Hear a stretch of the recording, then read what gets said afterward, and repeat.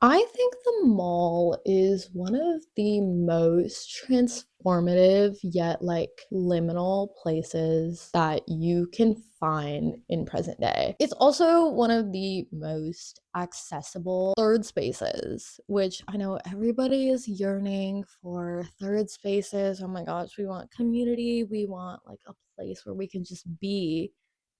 That's the mall. Now, I love going to the mall as an avid shopper, but even if I'm not gonna buy anything, I like just hanging out at the mall, whether I'm alone or with friends. And every time I go, I always see so many different groups of people. You have like teenagers everywhere, and there's like little eighth grade friend groups and everything, and there's like a bunch of girls going to like Hollister and Annie and like all these places, and you have like all the guys who are like trying to pick up a girl or whatever. And obviously, don't even get me started, you have the people who are filming in the mall, which, guys, that was about to be me. Okay, I tried.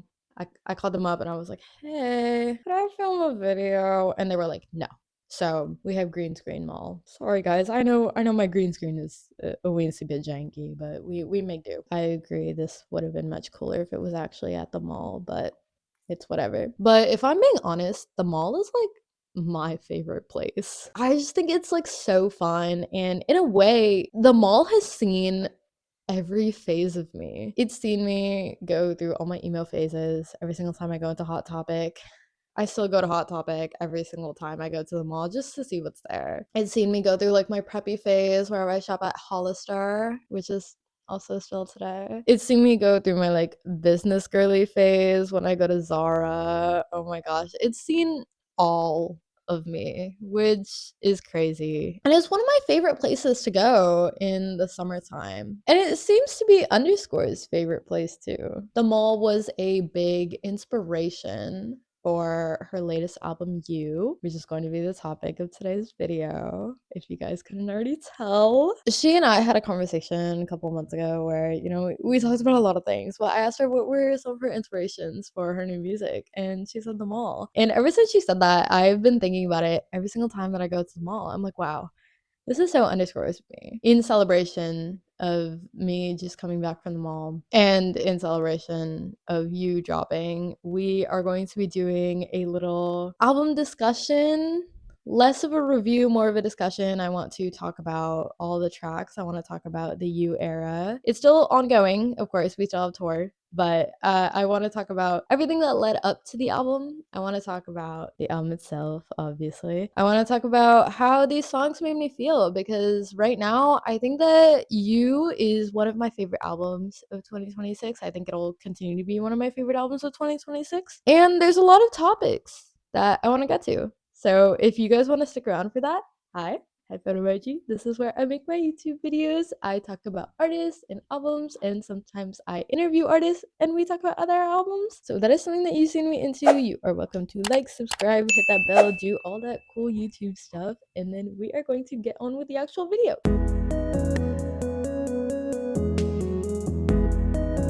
So the era actually begins all the way in like summer of 2025, which feels like a decade ago. But it begins where she posts the ever so iconic pic of her headphone hair. Now, when this picture dropped, I fell to the ground. And I'm being so serious about this. I was genuinely getting up from my bed. I checked my phone. I saw that picture and I tripped over my own feet. This picture remains probably one of the most iconic pictures of 2025. What a way to start an era. And now this picture is gone. It's no longer on her Instagram. It's no longer on her Twitter. I actually don't know if it's still on her Twitter. I didn't check, but it's not on her Instagram anymore. Guys, if I start talking about it, I'm never gonna stop talking about how cool her hair is. Like, I want to dye my hair so bad. I want to do it. I want to spray it. 100 likes and I'll spray the headphones on my hair. That's on y'all. And it was the true beginning of the You era. Now, we didn't know it was called You era at the time. It was just the New Underscores era. but I'm gonna call it the U era. And it was after this, she posted some stuff about headphones and like whatever. She was jacking my swag a little bit, I'm not gonna lie. Like, I deserve a bit of compensation for all that, the headphone stuff. Like, girl, that's my twin. Blah blah blah, you know, roll out. She drops a song called Music. This is like an era that we have never seen. This is a side of her that we've never seen before. She's dancing. She's wearing glittery dresses. Like, who is this girl? I was a fan. Okay, underscores. Hey, she looks so good. But like, in all seriousness, this song is so good. It's still one of my favorite songs on the album, even though it's been almost a year since it dropped. It very much set a precedent of what the vibes of the era are going to be. It's going to be poppy, it's going to be dancey, it's going to be electronic, it's going to be fun. I went into the Disney Channel building and I sat down with the president of Disney Channel and I said, I want to make history. And that's what this is. And she maintains that throughout the rest of the album. It was also around the summertime where, again, to promote music, she does like a little dance arcade fan meetup thing. I don't know because it happened in New York and I don't live in New York. They had like a little, like, you know, that dance arcade game? I can't think of the name. Dance Revolution, I think it is. They had something like that and it was hooked up to like the music song and like, it seemed fun. Okay, it seemed like a very New York thing. Looked like people had fun. It was a good little like fan interaction thing. Oh, during this time, she also has these like clear headphones that everyone loves. They're called the Nothing headphones. I want them so bad. That's like unrelated to this whole conversation. I think that they look so cool. We fast forward past summer. We're now into fall. There are two main things that happen in fall. One, she goes on tour with Danny Brown and she's opening for Danny Brown's North American leg, which crazy in and of itself. Like, she opened for Porter Robinson and now she's opening for Danny Brown. Like, oh my goodness. Underscores world domination over here. I will take any chance I can get to meet her or to see her in general because I missed her last tour and I've been mad about that for like 2 or 3 years now. I have been thinking about it ever since because I contemplated going so badly, and then last minute I was like, oh, I can't go. I have class the next day. And my friend went and they sent me a picture of them meeting Underscores afterwards, and I was like, so believe me when I tell you I was not going to miss up on that opportunity again. So of course, what did I do?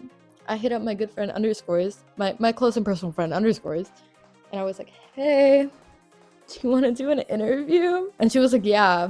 And now the interview is up on youtube.com. So if y'all want to watch it after watching this video, that would be cool of y'all. I'm just saying. Today I'm here with Underscores. Enough tangent. Okay, the second thing that happens is she releases the song called Do It. I like the song too, not as much as Music because I just love a good lead single, but I think the most important thing about this song is it further introduces that she's doing like choreography. And if you don't know this about Underscores, she used to be a K-pop fan. Okay, she probably still is a K-pop fan. I don't know personally. But so she has like this sort of like K-pop style choreography in it, which I think is so fun. She released this like right before like, you know, tour, and it gains a lot of traction. And the other thing that's important about Do It is less of the song, more of the promo for the song. A lot of the promo features visuals of her being like watched or filmed by someone else, which, put a pin in that, we're gonna get back to that later, okay? Just keep it in your head. But so the next thing that happens in the Underscores verse still has to do with Do It. Actually, she gets a Do It remix. And who is on that remix? But Eve herself. Do It remix featuring Eve. Crazy. This is big for the K-pop community. This is big for the Underscores community. This is big for Underscores herself, because she is a K-pop fan. There's not much else to say about the remix aside from the fact that it's just incredible. It's not on the album or anything. It's just like for fun. But so that was awesome. Now we're brought into like 2026. It's like spring, February-ish. Oh, before that, the merch that she had at the Danny Brown shows, she had this like upside down headphone shirt. And she also had these headphones, like beanie. And so it has headphones on it, and on the front, it says Euphoria. Keep that in mind. Anyways, we are brought into spring-ish. It's like February now. Tour has ended. She's just back to being that girl. And she's like, hey guys, by the way, album coming out in March. And she's like, what do you guys think the album name is gonna be? And I was like, Euphoria.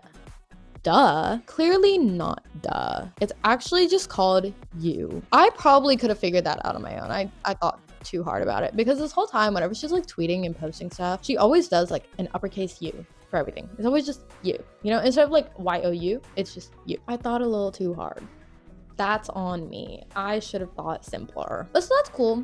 And then she drops like the cover art, and all the cover art is like cohesive and really good, and it's all done by the same artist and designer. I think the cover art is so beautiful. If I'm gonna be honest, there are some people that don't like it. I don't know why you wouldn't like it. That's on you for being a weirdo. And oh my god, the vinyls are so beautiful. There's like a clear version, and then there's like an Ableton version, I think. And the CD is so cute too. There's like a little headphone on it, and all of like, if you buy the physical media, it comes with like a photo card, which is so K-pop of her, and I love that so much. I think she's such a good like K-pop-y fan base that she's garnered, which is just amazing because she's also a K-pop fan. So I love that she gets to like do that. But anyways, after this, she's like, okay guys, now that you have the date for the album, I'm gonna give you one last song. And this one last song is called Tell Me You Want It. The song is good. I'm gonna get more into it when I do like a breakdown of all the songs. The visuals, again, we are brought back in the music video. We are brought back to someone who's like watching her and stalking her. And my favorite part of the visuals for this is we have new variants of the headphone hair. There's the normal like white on black that we see on her, and then she also has this wig that's like red and black, and then she has like an inverted like blonde and black one. And oh my god, I swear, if she doesn't sell these as tour merch, I will riot because I want one so bad. That blonde one, I feel like, guys, do you think I would look good blonde? Be honest. Because like I've been thinking about it for years, and I'm like, oh my god, I should just go platinum and like just see. But I also want to try the red one. Like, she looks so good in the red one. I want to try it too. There's just so many options. I don't know what to do. But I want the headphone hair. But anyway, so Tell Me You Want It is the last single of the album. So now we are brought into the album itself, which beautifully enough begins with Tell Me You Want It. So we can get into talking about the actual songs. Before we do that, I do just want to say that like when the album dropped, there was like a live stream, and the live stream is also like she's being filmed in the mall and she's being filmed by someone else. So it again follows the theme that like she's being watched, she's being filmed by someone else. Anyways, now we can get into the actual songs. Starting off with Tell Me You Want It. Something that I really like is the album starts off with her being like, hey. And I just really like that tag. And then there's like the IOU tag, which I also really like. And like something about just the way that she's like, you. I like that. I think it's fun. Okay, guys, I like to have fun. But now that we're talking about the album itself, it's not exactly a concept album the way that Wall Socket is, so I'm not going to explain it the way that I explained it in my Wall Socket video. But it's also like there's characters, or I'm going to refer to the people as characters within this album because I think it is somewhat removed from Underscores herself. So I'm going to be referring to Underscores as like April, but April being the character that she's playing in this album. And then we have the other character of You, which is just like uppercase U. And that is what I'm assuming to be either like a love interest or like a past love interest or like someone like that. And that's You. You, not the listener You, but You is the name of the person. Now that we have all that out of the way, we can actually begin talking about the album. So Tell Me You Want It sets the scene of April and Yu's relationship. Okay, it's kind of her just being like, I want you so badly and I need to profess that to someone somewhere. I just need to say it to the world. It's like when you first get that crush on someone and you're like, oh my god, I just have to tell someone about it or I'm gonna kill myself. Like that's the feeling that it's giving. Again, it's a good intro. It's just like a really strong emotion, which is what a lot of this album gives off. Is just like really strong emotions are going on. So the first two songs being Tell Me You Want It and Music, they're both singles. Music again is just like her talking about how You makes her feel, and she's like, oh my gosh, when I'm with you it feels like music, like you just make me feel some kind of way. Like that's the vibe that the first two songs are giving. There's not much to really say. I think one important thing is the title of Tell Me You Want It. You want it is in parentheses. So she's like, just tell me that you feel the same way is what I'm understanding from it. And these first two songs, like I said, it's very much in like that like Delulu honeymoon phase. And that's where we get into Hollywood Forever. Hollywood Forever is the first non-single on the album. It's honestly like it's not giving love or like relationship. It's more April talking to herself in this newfound sort of like fame that she's very much in. I think this song is the most detached from the story of the album because this song is a lot of her just talking about like this newfound fame that she has, and she's like, don't bury me in Hollywood forever, you don't believe in me, it's just her like dealing with this sort of like imposter syndrome that she has now, what it's like to be like an artist in LA or New York or wherever. I'm saying LA because she says Hollywood, so it's a lot of like inner grappling with these two different sides of her, where she's like, one, yes, I want to be famous, but also I want to be niche and unknown. Low-key, yeah, like I get that, because like in some regards, yes, I want to be famous, but also like I just want to be a girl in a world. I feel her. We twin on that. This album made me realize how similar she and I are. And maybe that's parasocial. I'm so parasocial about April underscores. Not really. Please don't cancel me. Please. I understand that she is her own person and I am my own person and I don't know her in any way, shape, or form. Okay, let me get that out there. Please don't cancel me. Anyways, moving on to the next song. This is where we kind of get back on that storyline. It's The Piece. I think The Piece is one of my favorite songs. I think I like a top 3, top 4. I honestly don't know. All the songs are my favorite songs, but I really like The Piece. The Piece is kind of like the song that goes through the storyline of their like situationship. If I'm gonna be honest, it's a situationship, okay? The song goes through their relationship in 3 times that April and you smoke. So the first smoke is in New York. It's giving kind of wintertime vibes based off the lyrics. So I want to assume probably like early 2025. Not to speculate anything timeline wise, because I don't know these people, but if we were to make a timeline, smoke number 2 was at Coachella. If you didn't know, underscores did perform at Coachella last year, which is around spring 2025. So that would have been probably the second time that her and this you person were together or like really having an intimate discussion. I'm understanding that if you're having a smoke with someone, it's an intimate moment. It's like a moment where it's you and them against the world. You're probably having this like deeper discussion or just sitting in silence. You know, you don't really share a smoke with just anyone. And if you do, you end up forming a greater bond with them.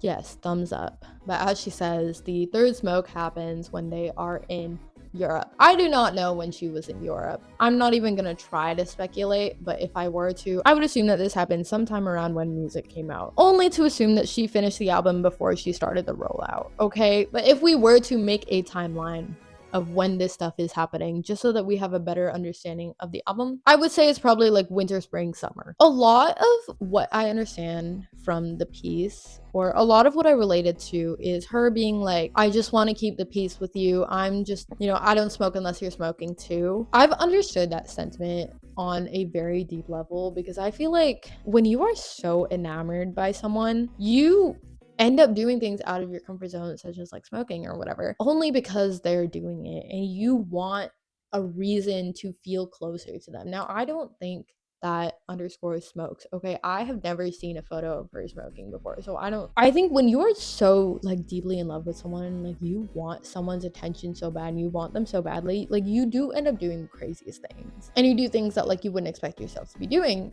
just so that you can keep the peace, just so that you can like keep seeing each other, just so that you can have something in common. So this song is so devastating without it even like meaning to be devastating. She just has such a way with words, honestly. And it's really crazy the difference between this and the next song that we're about to get to, because the next song is Innuendo, I Get You. And from what I understand in the relationship between April and you in this song, it's that like she's finally, it seems like they've gotten together at this point. So this is past like their situationship phase of whatever that was, like their smoke situationship phase, and they're now like together, I guess, or she's gotten them. That's why she's saying I get you. But it's also that phase where she's like, you have to be able to spell out for me what you want because I don't know. There's a lyric in here, tell me or don't tell me but don't tell me, which I'm assuming is some sort of reference to Tell Me You Want It, because both of these songs are the only ones that have this like parentheses. Like that song had like Tell Me You Want It, and then this one has like Innuendo, I Get You. So she went from wanting to getting what she wanted. I am here to interject if that's okay. One thing that I wanted to add about Innuendo is the title being titled Innuendo. And innuendo, of course, is something where it's like subtle, or like you have to be told what the innuendo is, or you're just supposed to know. It's one of the things where it's like you have to be in the know or whatever. This is very important for the name of the song, because the song is like, tell me because I don't know what you want, like I'm not in the know. And so that was very smart on her end. I wanted to make that fact because I made it in my original recording and then all my audio was gone, so I had to re-record it. But I did want to add that fact because I thought it was important, and I thought somebody else would catch it, but I wanted to catch it first. But now that she has what she wants, she realizes that they don't want the same thing that she does. She's very much realizing in the scenario that, oh, they just want something casual, and oh, they're not expressing their wants or needs. This is one of the most like heartbreaking feelings, to realize that you're not on the same page as someone as you thought that you were, when you realize someone is like actively not telling you their wants or needs, and it's making your relationship more difficult for needless reasons. And while she's going about saying all of her feelings with this, the beat is so like bumpy, which is so crazy. Like the way that she has a very Charlie XCX way of having really fun beats that completely distract you from the words of the actual song. So I've had to go and listen to this album like on loop for almost 2 weeks now, just so that I could get like a full understanding of what she's talking about, because I keep on getting distracted by how good the actual music is, which is so funny to say. But it's now that she's gotten what she wanted, she realized it's not at all what she wanted. We are brought into the song of Lovefield, which is also one of my favorite songs. I feel like I say this about every other song, but like genuinely every other song is my favorite song. Lovefield is kind of about realizing that this person, you, is drifting apart, and she's like, what can I do to make you stay at this point? You know, it's like, are you too far gone? Do you absolutely hate me? Am I completely unlovable? And it's more of just like, what did I do wrong? Like, that's the feeling that I get out of this song. It's very much just like, is there anything left? Is there anything I can do? Which again is one of the most heartbreaking feelings. And I think it's a feeling that I sat in for a very long time last year, and a lot of last summer especially, which is why I feel like this album is so like crazy to me, like timeline wise, because I'm like, wait, why are we going through the same exact thing right now? But like realizing there's nothing you can do, and this person is slowly just like drifting apart forever, being just outside the love field. And completely unrelated to the song, I think my favorite part is where she's like, Lovefeel.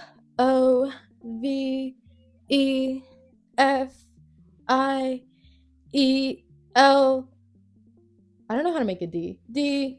I like that part at the end of the song. I think the last like minute of the song is one of my favorite bits of the entire album.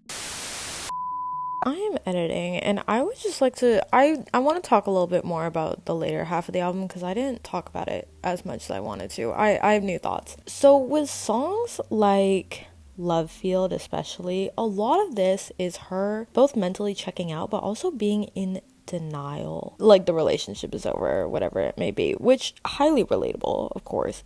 But also, it's just like a very weird feeling to be in, and I feel like it's just, the feeling itself is not talked about. Lovefield especially, the part where she's saying like knock on wood, blow on eyelashes, I think that is one of the most important lyrics, because it's like she is grasping on to anything for a sign, for them to just like give her a sign, right? That's what it is. Like she's just looking for that sign. I keep on saying the same things over again, but you guys, you know what I mean. So the last half of the album is her just like, okay, I'm over it, But if they were to give me a sign that they want me back, or if they want to run it back, or like if we happen to be single at the same time, you know, that sort of deal. That's what I think the latter half of the album is. That's the part that I was like crashing out about the most when I listened to it the first couple times, because I was like, wow, this is really relatable, because that was low-key me up until like 2 months ago. That's my little interjection, my little piece that I wanted to say.